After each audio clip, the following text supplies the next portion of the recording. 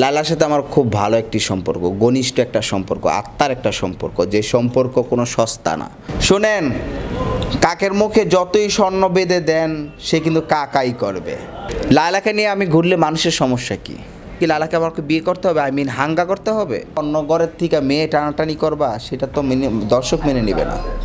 এই যে জুনিয়র সাকিব একের পর এক আসলে অন্যায় বা খারাপ ধরনের কার্যক্রম করতেছে, আসলে এই ক্ষেত্রে জুনিয়র সাকিব বলেন, জুনিয়র মিশা বলেন, এতে আসলে আপনার এখানে কিন্তু সিনিয়র মিশা এসে গেছে।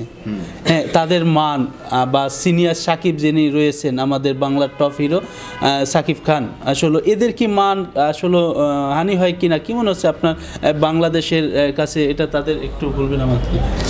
শোনেন, কাকের মুখে যতই স্বর্ণ বেঁধে দেন সে কিন্তু কাকাই করবে। যারা আইকনিক থাকে, যারা আইডল থাকে, তারা অলওয়েজ সুপারস্টার, তাদেরকে ফলো করা যায়। বাট তাদের মতো করে মানুষের কাছে প্রেজেন্ট করাটা বোকামি, মূর্খতার একটা পরিচয় দেওয়া। বুঝতে পারছেন? আমার মনে হয় তারা তাদের অবশ্যই তাদের মান সম্মান করছে, হানি করছে, যেহেতু এত বড় সুপারস্টার হয়ে তাদের মতো ফলো করে তোমরা মানুষের মনে বিরাজ করবা, কিন্তু না করে অন্য ঘরের থেকে মেয়ে টানাটানি করবা, সেটা তো দর্শক মেনে নেবে না। লোকজনের উদ্দেশ্যে এটাই বলবো, আপনার সন্তানকে যেভাবে মানুষ করবেন ঠিক সেভাবেই সে গড়ে উঠবে। আপনার সন্তানকে যদি টিকটক বা ফেসবুক এগুলো দিয়ে যদি মানুষ করেন, সে কি শিখবে?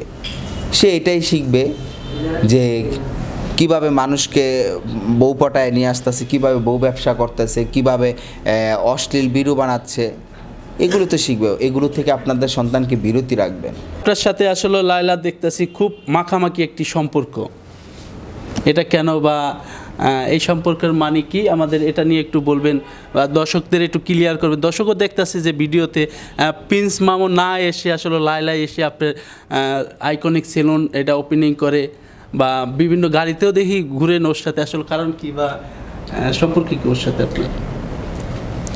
লায়লার সাথে আমার খুব ভালো একটি সম্পর্ক, ঘনিষ্ঠ একটা সম্পর্ক, আত্মার একটা সম্পর্ক, যে সম্পর্ক কোনো সস্তা না, একটা পবিত্র একটা সম্পর্ক। এটা কি সম্পর্ক সেটা আমাদের দর্শক যারা আছে, আমার ফলোয়ার্স যারা আছে, তারা বুঝে নেবে, আমি এটা বলবো না। কিন্তু লায়লার মতো একটা ভদ্র মেয়ে, সুশিক্ষিত একটা মেয়ে, যে কিনা নিঃস্বার্থভাবে মানুষকে ভালোবাসতে পারে, সেই মেয়েকে পাওয়ার জন্য প্রতিটা ছেলেই চেষ্টা করবে।